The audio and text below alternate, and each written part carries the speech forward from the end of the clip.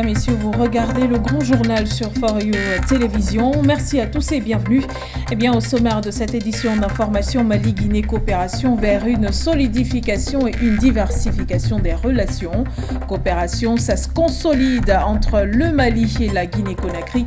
C'est ce que témoigne en tout cas une visite de la 9e session de la grande commission mixte de coopération Guinée-Mali, entamée d'ailleurs le 15 novembre dernier. Celle-ci est menée par Abdoulaye Diop, le ministre des Affaires étrangères. On y revient dans cette édition d'information.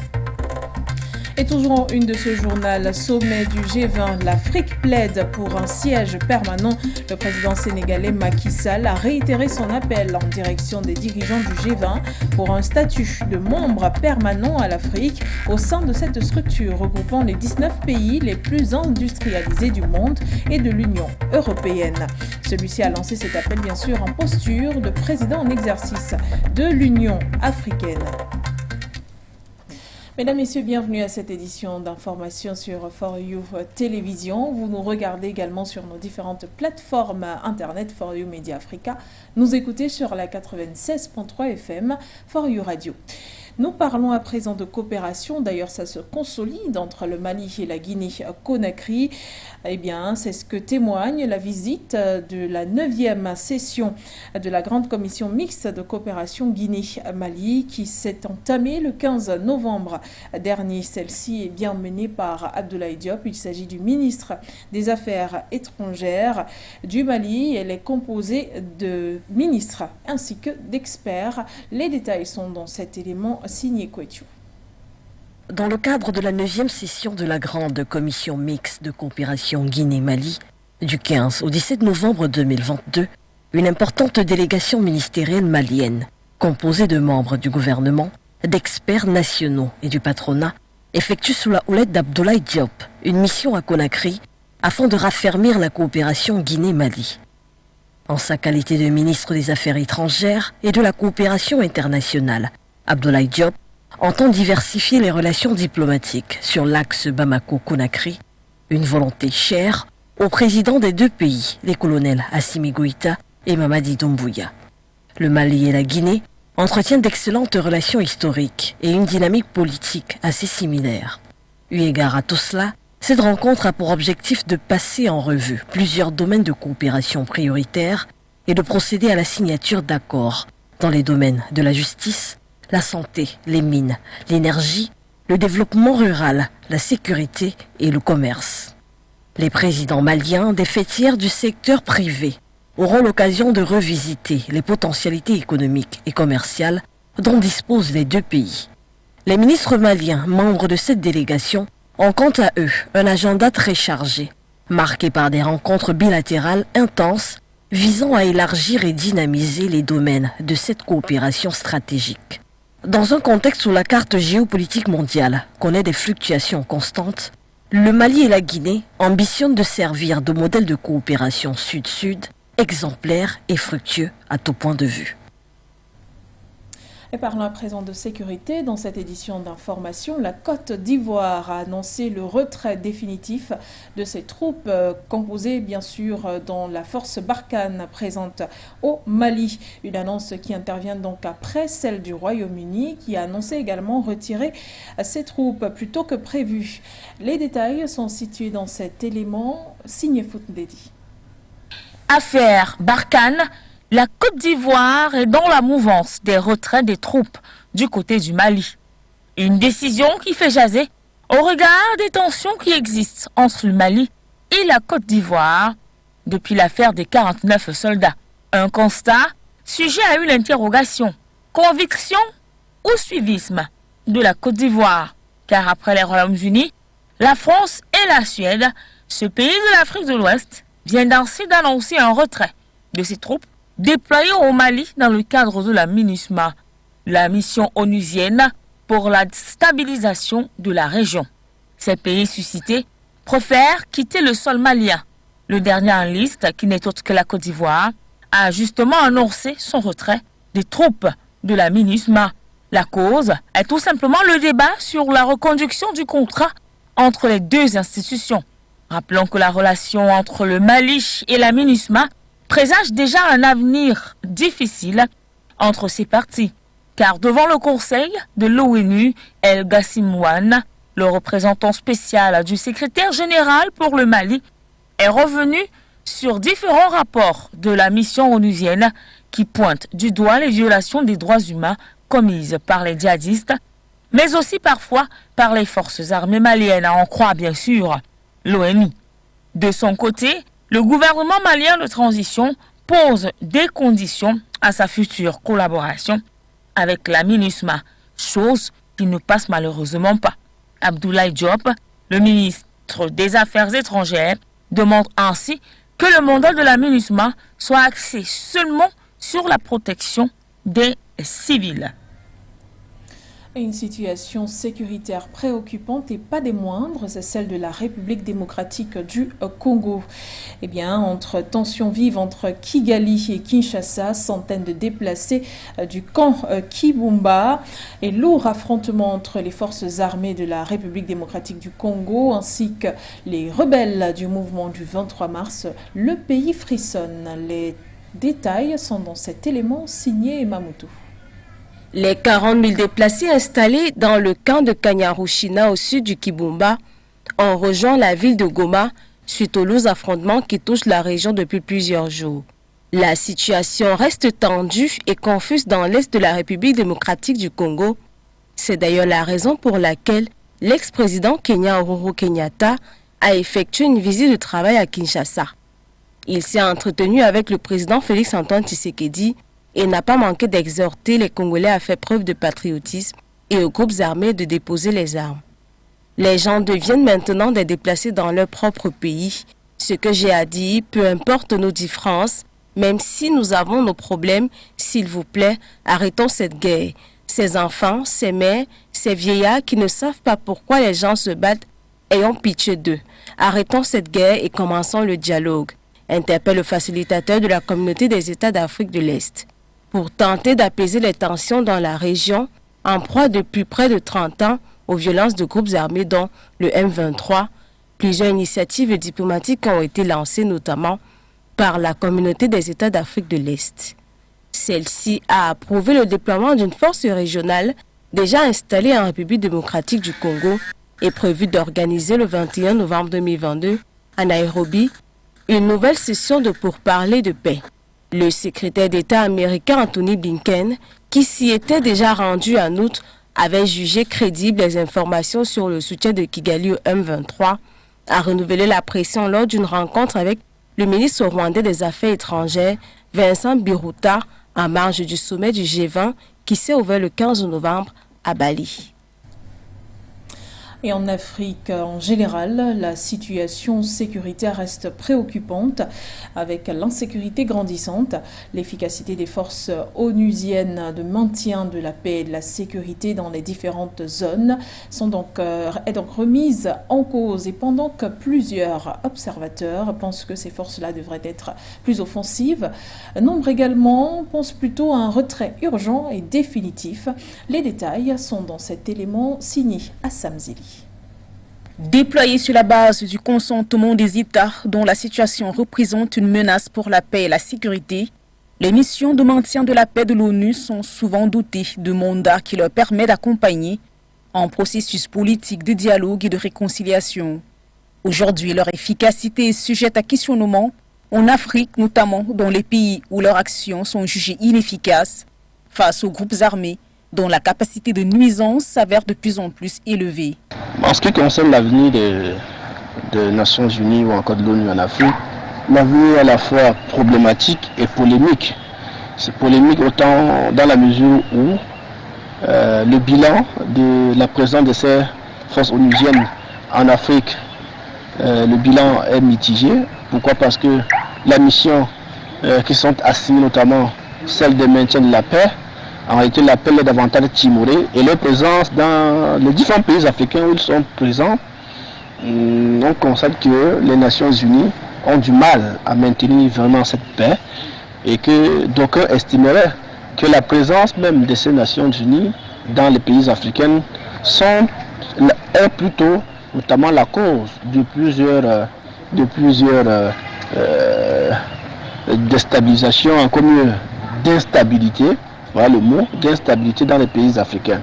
Au Mali, où ils sont perçus comme une force d'occupation, les casques bleus ne sont plus en odeur de sainteté auprès des autorités de transition qui se tournent désormais vers de nouveaux partenariats, à l'exemple de celui noué avec le groupe paramilitaire russe Wagner pour un accompagnement dans la lutte antiterroriste. En RCA, même si le mandat de la MINUSCA a été renouvelé pour 1 an par le Conseil de sécurité, le départ des soldats onusiens a plusieurs fois été revendiqué par des acteurs de la société civile qui doutent de leur capacité à ramener la paix dans le pays.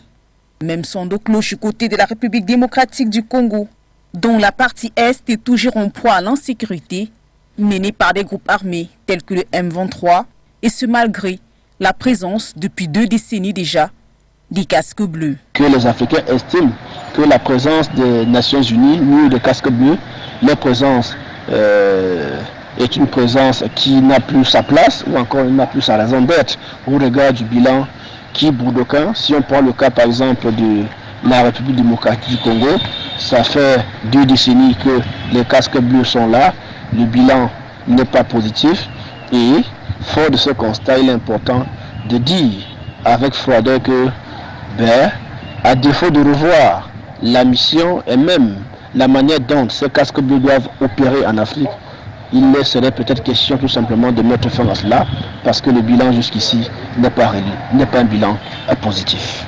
Au total, 6 opérations de maintien de la paix de l'ONU sont aujourd'hui présentes en Afrique, notamment en RDC, au Mali, au Soudan, Soudan du Sud, au Sahara occidental et en RCA. Si d'aucuns estiment qu'elle devrait être dotée de mandats plus offensifs, d'autres par contre soutiennent que les nations africaines devraient travailler à renforcer leurs dispositifs sécuritaires en nouant des partenariats avec des pays comme Israël ou encore la Russie, afin de contrer l'insécurité qui gagne du terrain en Afrique. Macky Sall, le président sénégalais, a réitéré au sommet du G20 son appel aux dirigeants du groupe de réserver à l'Afrique une place permanente au sein, bien sûr, de cette structure regroupant les 19 pays les plus industrialisés ainsi que l'Union européenne. Celui-ci a lancé cet appel en posture, évidemment, du président en exercice de l'Union africaine qui s'est tenu donc à Bali. Ce sommet, que s'est-il réellement passé? Quel était pratiquement les dires du président Macky Sall, tout ceci contenu dans cet élément signé Ngeni. 8e puissance économique mondiale par son produit intérieur brut, possédant plus de 60% des terres arabes, avec une population estimée à près de 2,5 milliards d'ici 2050, l'Afrique reste, selon Macky Sall, un partenaire incontournable sur la scène internationale. Il n'est donc pas inadéquat de nourrir une juste ambition, celle d'intégrer comme membre permanent le forum du G20. Le plaidoyer porté par le président Macky Sall, par ailleurs président en exercice de l'Union africaine, doit interpeller les dirigeants de cette structure, regroupant les 19 pays les plus industrialisés du monde et l'Union européenne. S'exprimant à la première session du sommet portant sur la sécurité alimentaire et l'énergie, en sa qualité d'invité, le président de l'Union africaine a également plaidé pour doter l'Afrique des moyens qui lui permettront de résoudre les problèmes d'insécurité et d'énergie. S'agissant particulièrement du secteur énergétique, Macky Sall a martelé que renoncer à l'exploitation des ressources naturelles alors que l'électricité reste un bien de luxe, aussi bien pour les populations que pour les entreprises en raison de son coût élevé, est à restreindre le potentiel industriel du continent. L'Afrique reste ouverte au choix d'une économie décarbonée, mais cela passe par le transfert de technologie et l'investissement dans le renouvellement, a également souligné. La connectivité dans la diversité, le numérique vecteur de développement et de solidarité dans l'espace francophone, tel est le thème retenu pour le 18e sommet des chefs d'État et de gouvernement membres de la francophonie qui va se tenir à Djerba les 20 et 21 novembre 2022. Et donc à quoi s'attendre? Les réponses avec vous, Koumamidi. Partout dans le monde, les États membres de la francophonie et notamment les États d'Afrique bénéficient d'opportunités et d'expertise en matière d'éducation et de formation. Des actions à l'international permettent de mettre en avant la valeur de la solidarité et de la richesse culturelle de l'espace francophone. La jeunesse qui constituera dans les prochains jours probablement une priorité fondamentale de la francophonie lorsqu'on réalise que d'ici 2060, plus de 700 millions d'êtres humains vivront dans les pays francophones. Les 3/4 d'entre eux auront moins de 30 ans et vivront en Afrique. Pour ce 18e sommet qui aura lieu en Tunisie, plus précisément à Djerba, aura pour enjeu 3 grands aspects, à savoir le développement économique, le développement social et le développement culturel à travers ces différents programmes. De même, il sera question pour les pays francophones de mettre sur la table les problèmes auxquels font face ces pays membres de la francophonie. Dans le cadre de cette édition, l'Organisation internationale de la francophonie organise un forum économique francophone qui associera les principaux acteurs de la francophonie économique, les partenaires et les entreprises francophones.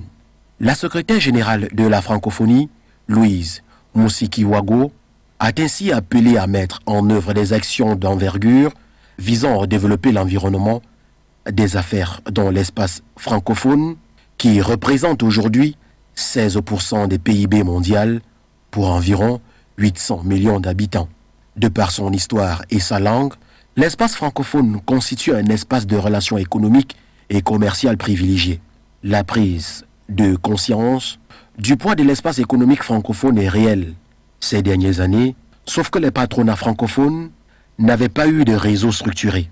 Depuis le dernier sommet de la francophonie, qui a eu lieu à Yerevan, en Arménie, les 11 et les 12 octobre 2018, aucun autre sommet n'a pu se tenir en raison de la pandémie Covid-19. Le sommet de Djerba marque ainsi le début de la présidence tunisienne de la francophonie par le président de la République, Kais Saied, pour les 2 prochaines années. Et au Cameroun, à présent, particulièrement dans la capitale économique, notamment Douala, un atelier s'est ouvert le 15 novembre dernier. Il s'agit de l'atelier régional des pays francophones d'Afrique. Objectif, renforcer le dialogue politique en faveur de la reproduction et des droits sexuels. Un rendez-vous auquel a pris part le représentant du ministre camerounais de la Santé publique. Et puis, il faut rappeler également que c'est un rendez-vous de 4 jours. Notre reporter Noira était sur le terrain, son compte rendu. Je voudrais déclarer ouvert le séminaire de renforcement du dialogue politique sur la SDSR dans la région africaine. Face aux difficultés portant sur la santé sexuelle, mais surtout la faible offre en matière de santé de reproduction dont font face certains pays africains, l'Organisation mondiale de la santé, avec le concours de ses partenaires régionaux et nationaux, a engagé depuis quelque temps des ateliers sous-régionaux dont le but est de plaider pour une meilleure politique en matière de santé sexuelle et reproductrice.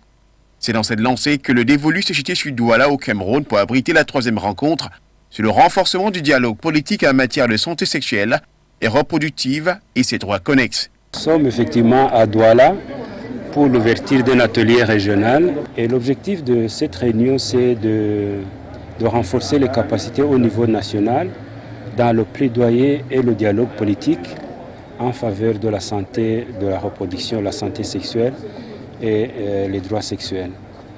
C'est une série de formations qui ont déjà eu lieu dans d'autres pays depuis 2017, 2019, 2021. Et celle-ci, c'est la 3e cohorte de pays qui sont formés dans ce sens. Et l'objectif, c'est réellement, comme je le disais, le plaidoyer et le dialogue politique pour un appui plus important des services de santé de la reproduction dans nos pays. Et l'objectif ultime, bien entendu, c'est d'accélérer l'accès aux services de qualité aux femmes, aux enfants, aux adolescents. Vous savez, je vous donne un exemple. Et avec un taux de planification qui est de 20% au Cameroun et moins de 30% à l'échelle africaine, il était plus que temps que l'OMS et les pays africains puissent réfléchir de commun accord. Il était temps aussi que les pays se mettent ensemble pour avoir une approche commune. Le monde étant aujourd'hui un village planétaire, il est question de pouvoir mettre tous nos pays un peu sur la même longueur d'onde et pouvoir effectivement mettre des mesures de réponse à ces problèmes qui soient communes. Toutefois, il est important de souligner que l'Afrique fait face à de nombreux défis. Ici en Afrique, nous avons un grand défi. La mortalité maternelle est encore très élevée.